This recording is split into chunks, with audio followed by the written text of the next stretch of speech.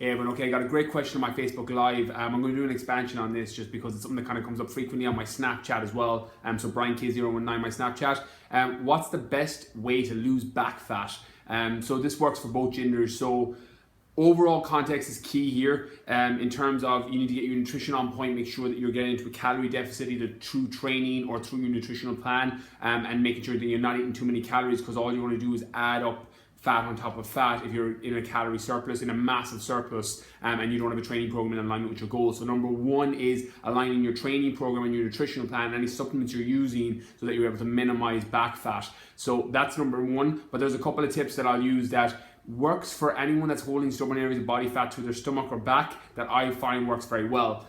One of the things is dropping out your cardio, traditional cardio at the end of your workouts, and adding in some form of finisher that's going to get your heart rate elevated, and it's also going to increase the amount of fibers that you tear.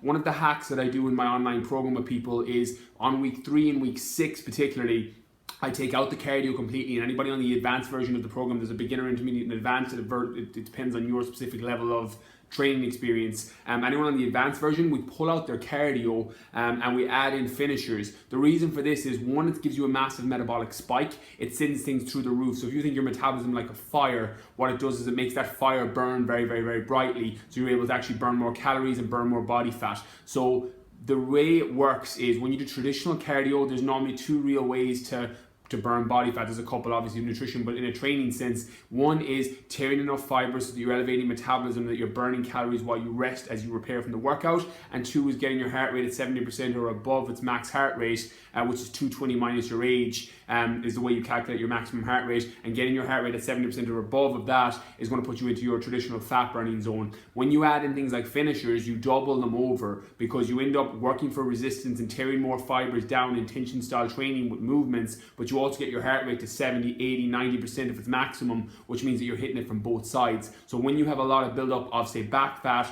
or stubborn body fat around your stomach, that's a great way to reduce it down, and is a little bit of a hack that I use with people in my program that anybody can use to kind of push you on to that next level. The next thing then is, obviously, overall nutrition is key. So whatever plan you're following, using your real foods, avoiding your processed ingredients, avoiding things like trans fatty acids, particularly hydrogenated oils, fast food, things that are going to add fat pockets very, very quickly because of the way in which trans fatty acids are processed by the body. They get shuttled straight into stubborn fat, which is normally around your lower back or your stomach or your abs in that region. So avoiding those foods is key, and making sure your nutrition is in alignment with that.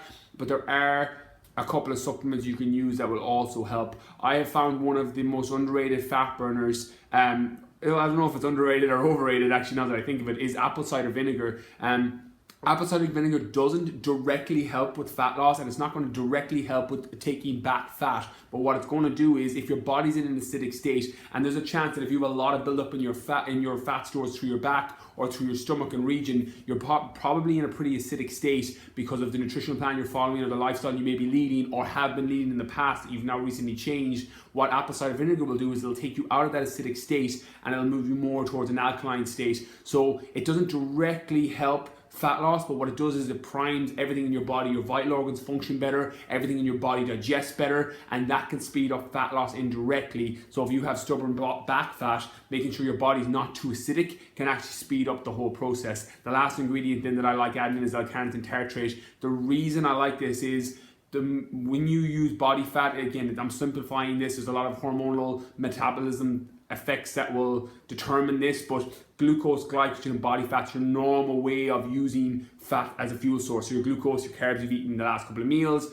glycogen, the carbs you've eaten over the last few days, and body fat that you can pull out, your subcutaneous and your visceral body fat. What L-carnitine tartrate does is, when you supplement it in at the right dose, is it can take fat from the back of the queue and move it to the front. So when you train, it's allowing you to use some of that fat faster and use it as a fuel source while you train, assuming that you've timed your training program right and you have your overall nutrition on point. So they're kind of my main tips. Nothing beats having your nutritional plan in alignment with your goals. So getting your overall body fat is going to be key. And if you're on a plan and it's reducing through your arms and your legs and your chest and it just hasn't moved from your back yet, it may be just that that's your stubborn area and it's going to be the last to go. If you're not progressing at all and losing body fat anywhere, it's a case that there's something off in your nutrition, there's something off in your training, and you need to fix that and put it into alignment with your goals. But there are a couple of tips that I've used with people that came to my program that had fantastic results with them, so I hope it helps.